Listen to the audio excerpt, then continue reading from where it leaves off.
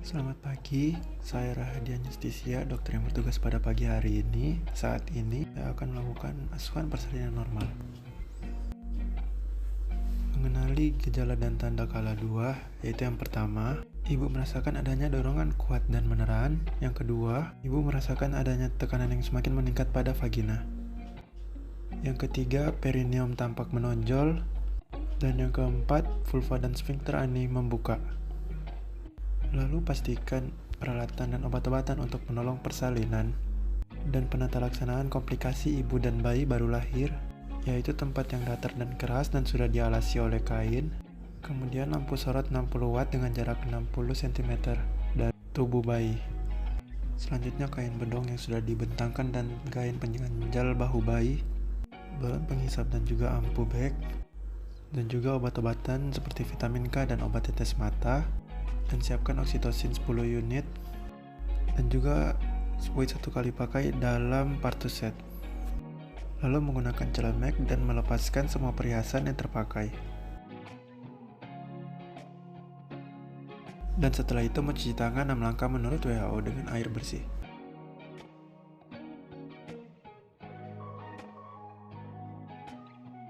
Kemudian pemeriksa menggunakan sarung tangan DTT untuk melakukan pemeriksaan dalam. Kemudian pemeriksa memasukkan oksitosin ke dalam jarum suntik. Dengan hati-hati jangan sampai terkontaminasi dengan jarum suntik.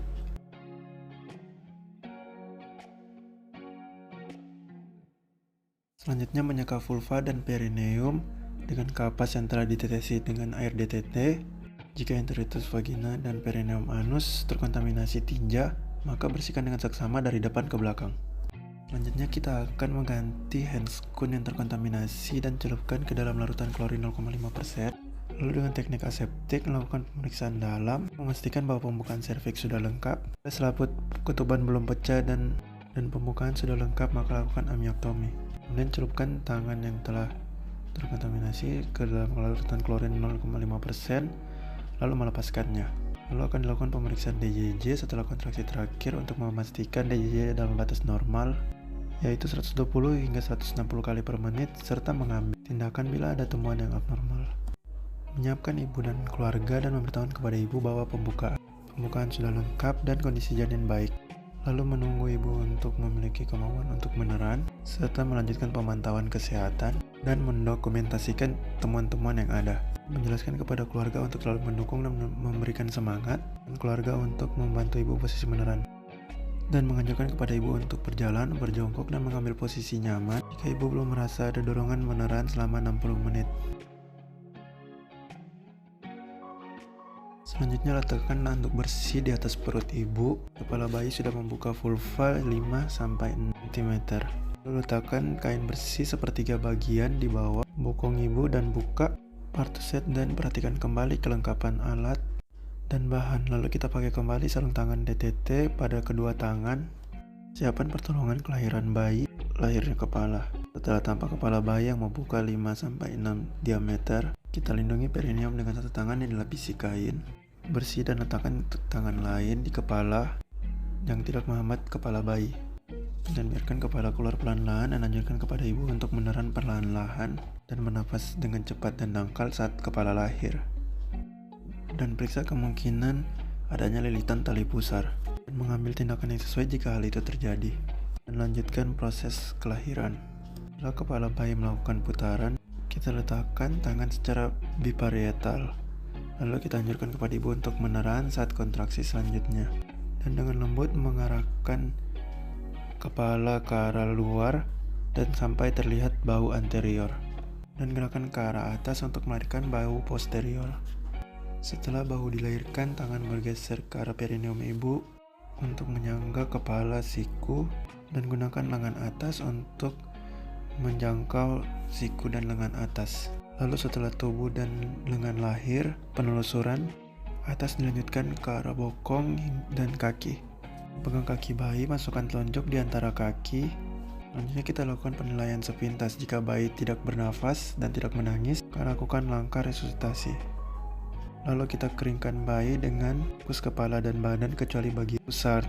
Lalu kita letakkan bayi di atas perut ibu dan periksa kembali uterus untuk memastikan tidak ada bayi di dalam uterus. Beritahu ibu bahwa ibu akan disuntikan oksitosin agar uterus dapat berkontraksi kembali.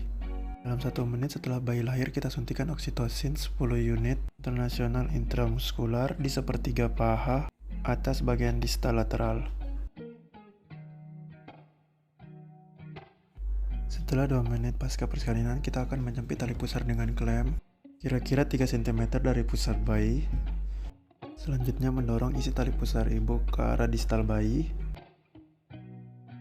dan jepit kembali tali pusar pada 2 cm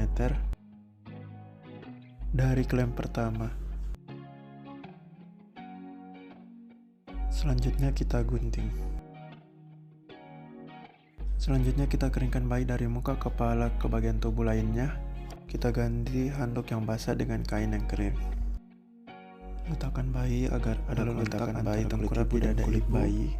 Lalu luruskan bau bayi sehingga bayi di antara payudara dengan posisi lebih rendah dari puting susu. Lalu selimuti bayi dan ibu dengan kain hangat dan kita pasang topi di kepala bayi. Setelah itu kita pindahkan klem dari tali pusat hingga berjarak 5 cm dari depan vulva. Lalu kita letakkan satu tangan di atas kain, di atas perut ibu untuk mendeteksi kontraksi dan tangan lainnya meregangkan dari pusat. Setelah uterus kontraksi dan peregangan, lalu kita lakukan tekanan yang berlawanan arah pada bagian bawah uterus. Jika plasenta tidak lahir 30-45 menit, maka tunggu kontraksi selanjutnya. Jika uterus tidak berkontraksi, maka minta keluarga untuk merespon puting susu. Kemudian minta ibu untuk meneran sambil mendorong tali pusat dengan arah sejajar dengan lantai. Jika tali pusat bertambah panjang, kita pindahkan 5 hingga 10 cm dari vulva dan lakukan berikan oksitosin 10 international unit. Dan jika kandung kemih penuh, lakukan kateterisasi dengan aseptik. Meminta keluarga untuk menyiapkan rujukan dan mengulangi pergerasan tali pusar 15 menit berikutnya. Lalu merujuk ibu jika plasenta tidak lahir dalam waktu 30 menit, dan jika terjadi perdarahan maka lakukan plasenta manual. Dan jika plasenta telah terlihat di interitus vagina, maka plasenta dengan kedua tangan. Hati-hati, kita akan memutar plasenta sehingga selaput ketuban terpilin dan dengan perlahan-lahan melahirkan selaput ketuban. Dan jika selaput ketuban robek, maka gunakan sarung tangan DTT atau steril untuk periksa vagina dan serviks ibu dengan seksama.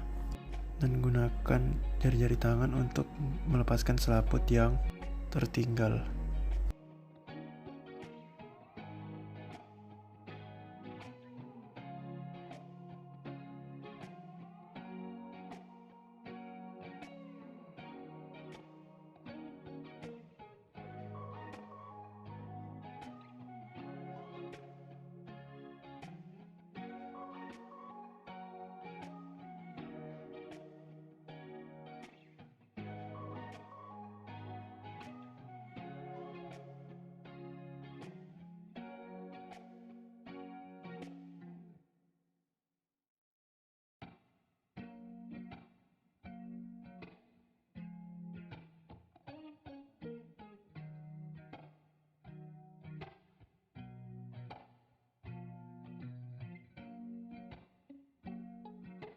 Kemudian setelah plasenta dan selaput ketuban lahir, kita akan melakukan masase uterus. Caranya, meletakkan telapak tangan di atas fundus uteri, kemudian melakukan masase dengan lembut dengan gerakan melingkar.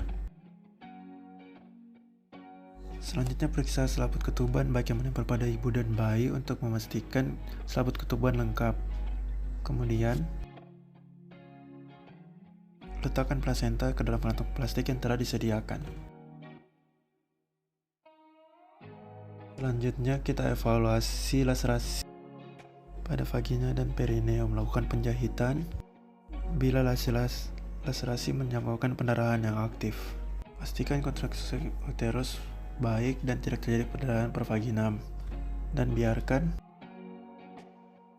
bayi kontak kulit ke kulit kepada ibu dan paling sedikit selama 1 jam. Sebagian besar Kebanyakan bayi berhasil melakukan inisiasi menyusui dalam waktu 30 menit. Setelah 1 jam kita akan melakukan penimbangan, pengukuran berat badan, dan selanjutnya kita berikan tetes mata antibiotik, serta profilaksis, dan kemudian vitamin K 1 mg intramuskular di paha kiri anterolateral.